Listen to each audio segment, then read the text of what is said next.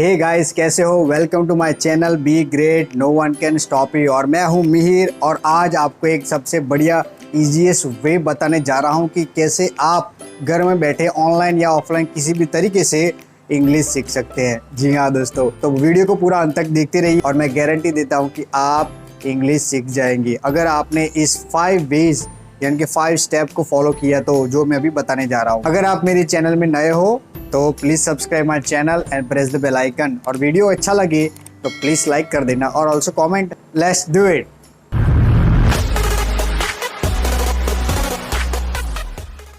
तो इंग्लिश आपको सीखना है। I know you are eager to learn English, but there is a one thing that you have to always bear in your mind and the thing is just do it. अगर आपको English सीखना ही है तो आपको अभी ही शुरू करना पड़ेगा।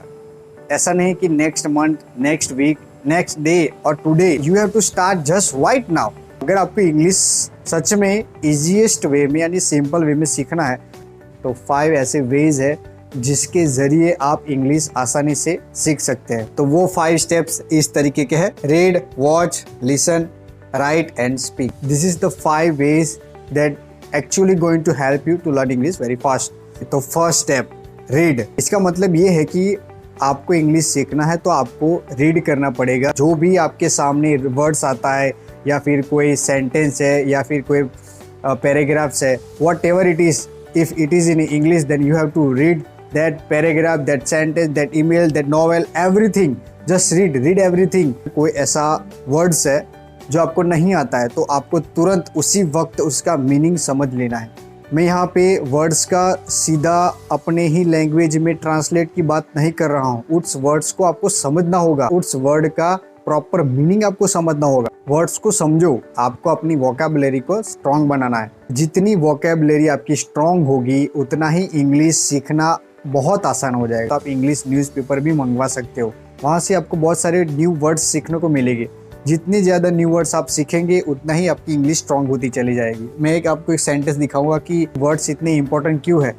लाइक आपको बोलना है कि मुझे वो चम्मच दे दो, please give me that, but what. अगर आपको नहीं पता है कि चम्मच को इंग्लिश में क्या कहते हैं, words, you have to know the right words for that thing. The word is spoon, then you can apply these words in English sentence and make a proper sentence. Okay, this is the first thing. Read everything, understand those words, their meaning, how to apply those words. You have to understand that. Novel books भी आप पढ़ सकते हो, lots of books. I love Harry Potter. मैंने उस Harry Potter की 2 books already पढ़ ली है। इट्स माइंड ब्लोइंग और आपको बहुत सारी न्यू चीज़ें पढ़ने मिलेगी और न्यू वर्ड्स भी आपको सीखने के लिए मिलेगा। तो इट्स इंपॉर्टेंट कि आपको वर्ड्स पे फोकस करना चाहिए। Second is watch. समझाता हूँ, वॉच आई मीन आपको देखना होगा। क्या इंग्लिश में मूवीज, टीवी शोज कुछ भी हो वो इंग्लिश में है तो आपको देखना होगा। हॉलीवुड मूवीज आप देख सकते हो। आई नो आप हॉलीवुड मूवीज बहुत सारी देखते होगे, लेकिन आप अपने रिस्पेक्टिव लैंग्वेज में देखते होगे या फिर हिंदी में देखते होगे, तो वो मूवीज आपको इंग्लिश में ही देखनी है। और नीचे सबटाइटल के साथ while watching a movie, subtitle में बहुत सारे न्यू वर्ड्स आपको नज़र में आएंगे। स्टॉप कीजिए, उस वर्ड्स का प्रॉपर मीनिंग समझ लीजिए, सेंटेंस क्या कहना चाहते हैं वो भी आपको समझ में आ जाना चाहिए और फिर आप आगे बढ़िए। आप यहाँ पे एक चीज़ और कर सकते हो कि अगर आपने कोई मूवी देखी है हॉलीवुड की या फिर कोई टीवी शो हो गया, कुछ भी हिंदी में अपनी लैंग्वेज में, सेम टू सेम वही शो वही मूवी आपको इंग्लिश में देखना है। इससे एक फ़ायदा यही होगा कि आपको वो मूवीज़ ऑलरेडी आपको पता है कि वहाँ पे क्या चल रहा है, क्या सीन है, क्या डायलॉग्स है, और आपको इंग्लिश में वो कैसे प्रोनाउंस करना है, कैसे बोलना है, वो भी आपको समझ में आ जाएगा। और मैं गारंटी देता हूँ कि Hollywood movies and TV shows में आपको बहुत सारे न्यू वर्ड सीखने को मिलेंगे। The third way is listen. तो इस वे में आपको क्या करना है कि आपको सुनना है। हॉलीवुड मूवीज में आप देखते हो तो आपको वर्ड्स प्रॉपर सुनना है कि वो लोग उस वर्ड्स को कैसे प्रोनाउंस करते हैं। फर्स्ट टाइम आपको बहुत मुश्किल होने वाली है, आपको नहीं समझ में आएगा, आपको कुछ पता भी नहीं चलेगा कि वो क्या बोल रहे हैं एक्चुअली में। इसीलिए मैंने जो दूसरा ऑप्शन बताया था ना कि आपको सबटाइटल के साथ मूवीज़ को वॉच करना है। और आप हॉलीवुड या इंग्लिश सॉन्ग भी सुन सकते हो। आपके बहुत सारे फेवरेट सॉन्ग हो गए ही, आई एम श्योर। तो उस सॉन्ग्स को सुनिए और सुनने के दौरान आप क्या कर सकते हो कि उनके लिरिक्स को आपको ध्यान में रखना है। लिरिक्स को अपने सामने रखिए और सॉन्ग को सुनते जाइए। लिरिक्स में जो भी वर्ड्स है उसको भी सुनिए कि वो उस गाने में वो कैसे प्रोनाउंस करते हैं और उस वर्ड्स के मीनिंग भी समझ लीजिए। और आप ये भी कर सकते हो कि आप पॉडकास्ट सुनिए, जिससे आपको बहुत सारी नॉलेज भी मिलती है। जो भी नए वर्ड्स आप सुनते हैं उसके मीनिंग आपको तुरंत ही ढूंढना है। I no it's very tricky and it's very long, लेकिन आप ऐसे ही सीख सकते हो अगर आपको वो सीखना है तो इंग्लिश प्रॉपर वे में। तो this is the way. Okay, now the fourth way is writing.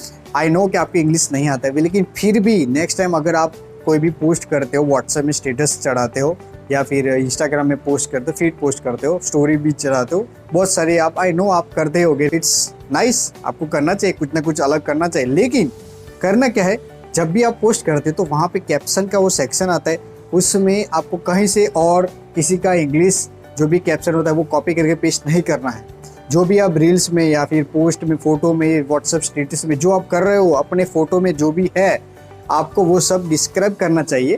Try to write, it doesn't matter अगर आपने गलत इंग्लिश लिख लिया, कोई बात नहीं, लोग हंसेगी, लोगों का काम ही है हंसना, ठीक है। अगर आपको सच में कुछ करना है तो you have to take risk, you have to take step, you have to take action first, then you can achieve something if you really want to do that. आप अपनी जर्नल बना सकते हो, उस जर्नल में आपने जो भी दिन में किया है उसके बारे में आप लिख सकते हो। Try to write, it's okay अगर गलत इंग्लिश लिख लिया तो कोई बात नहीं। Failure it's important, no matter how many failures you're going to get, but never make that mistake again. This is the fourth way which can help you to learn English fast and easiest way. Last step, this step is actually a very important. Speak.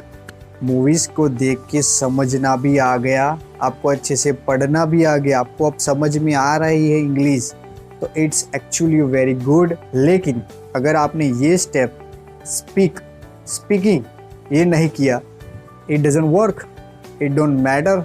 अगर आप अच्छे से बोल नहीं सकते हो, अगर आपको इंटरव्यू में जाना पड़ेगा, आपको समझ में आ गया वो क्या क्वेश्चन आपसे कर रहा है, लेकिन आपको जो कहना है, आपका जो भी आंसर है वो प्रॉपर आंसर आप नहीं दे पाओगे इंग्लिश में, देन उसका क्या मतलब है।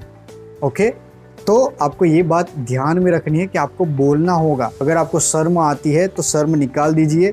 दिस इज ए 2021, यहाँ पे शर्म को साथ में लेके अगर आप घूमोगे तो आप कुछ भी नहीं कर पाओगे इस दुनिया में। आपको अगर अभी कुछ करना ही है तो आपको बहुत सारी स्किल्स आनी चाहिए। लाइक आपको कैमरे के सामने बोलना आना चाहिए। You have to be a confident and don't worry, हंसते तो हंसने दो, इट्स ओके। तो यही थे 5 ways which can help you to learn English very fast and easiest way. It is actually easiest way, but you have to believe in yourself and you have to try it.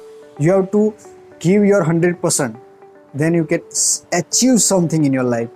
Last में मैं आपको कुछ books recommend करना चाहता हूँ।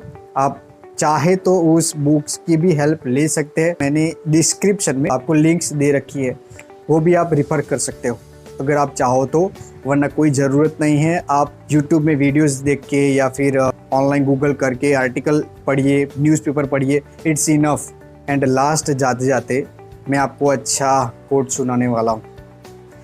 Don't wait for perfect moment, take a moment and make it perfect. अगर आपको video अच्छी लगे तो please like, share and comment and subscribe my channel and press the bell icon. Bell icon को दबाने से क्या होता है, नेक्स्ट टाइम आप मेरी कोई भी न्यू वीडियो मिस नहीं करोगे। So you have to press the bell icon. और मैं अपनी वीडियो में बहुत सारी इंटरेस्टिंग, इन्फॉर्मेटिव, मोटिवेटिंग वीडियो बनाते रहता हूँ। So thank you for watching my video. मिलते हैं नेक्स्ट वीडियो में, बाय।